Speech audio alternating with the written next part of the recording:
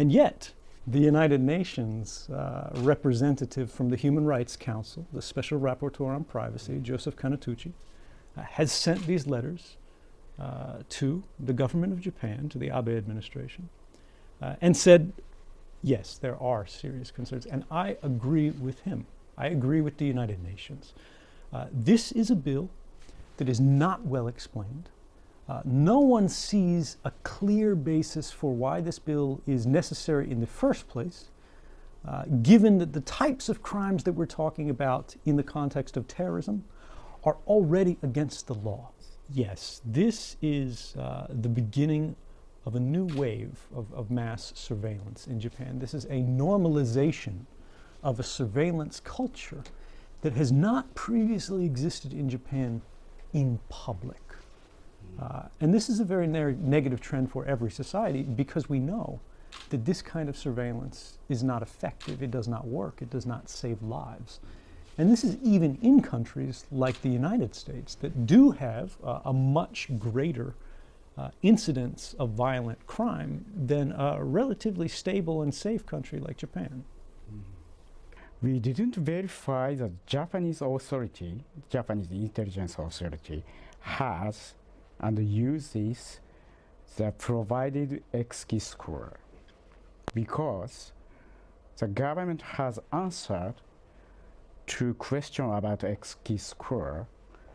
We have no idea about the nature of revealed document.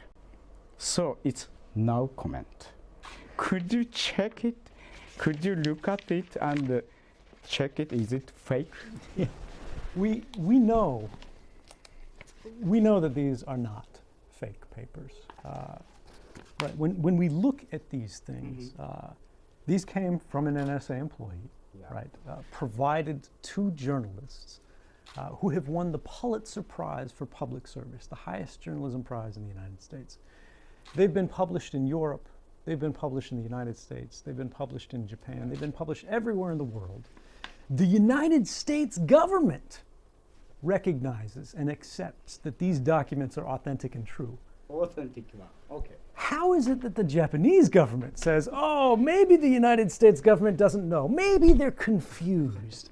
No, this is ridiculous, but this is an important lesson. Because we see the Japanese government saying they can't comment because they don't know these documents are real, when everyone in the world, Barack Obama, says these documents are true.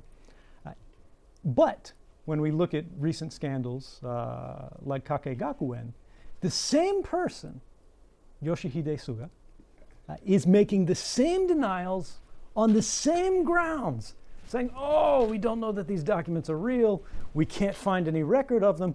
Maybe because he's shredding these documents, burning them, throwing them in a ditch. Nobody knows, right? But the bottom line is, if you have questions about whether documents are real, if you're not sure whether they're authentic, but they're about a matter of critical public importance, whether it's corruption in the Prime Minister's office or whether it's about the surveillance of the Japanese people, you launch an investigation. A public investigation in open parliament where anyone can bring witnesses. Parliaments from the members of parliament from all parties can demand government officials come in, whether they're American officials, whether they're Japanese officials. You make them swear an oath to tell the truth, where it's a crime if they lie, and you investigate. Germany has done this. Germany is the only country in the world we've seen that has launched a public inquiry into whether these NSA revelations were true and correct, and to find out not just what the US National Security Agency did, but what the German intelligence agencies did with the NSA. And did they break the law? If Mr. Yoshihide Suga is so uncertain about whether these documents are real, he should be demanding a parliamentary investigation, just as the Germans did, not only to see what the US National Security Agency did, but what the Japanese intelligence agencies did. When he does that, maybe we can believe him.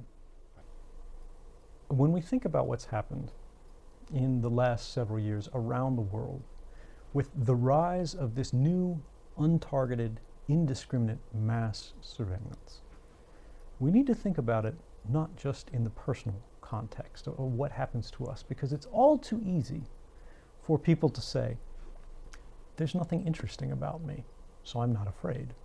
A popular argument is, if you have nothing to hide, you have nothing to fear. To say, you shouldn't worry about surveillance at all. You shouldn't think about surveillance at all, no matter how intrusive it is, no matter how abusive it is, because if you're an ordinary person, you'll be left alone. But it's important that we remember the origin of these arguments. If you have nothing to hide, you have nothing to fear, is from Nazi propaganda in World War II. This is a kind of idea that misses the point. Privacy isn't about something to hide. Privacy is about something to protect. Privacy is about protecting an open society, a free society where people can be different. People can have their own ideas. When you ask somebody what privacy is, you'll hear 1,000 different definitions from 1,000 different people. But privacy today is what we once called liberty. It's the right to act without permission.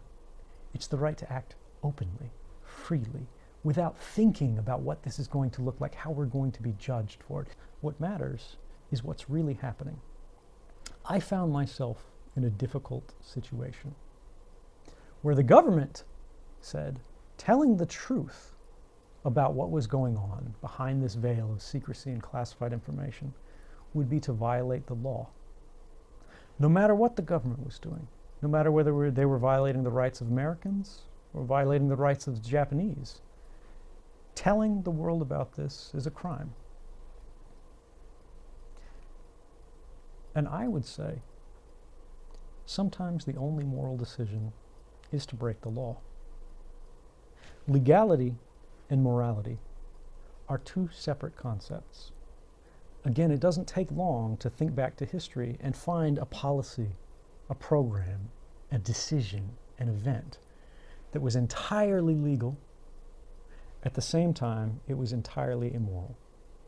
And I would ask you, ladies and gentlemen, and I would ask the public of Japan to make sure that your first allegiance is always to morality rather than legality. The law matters.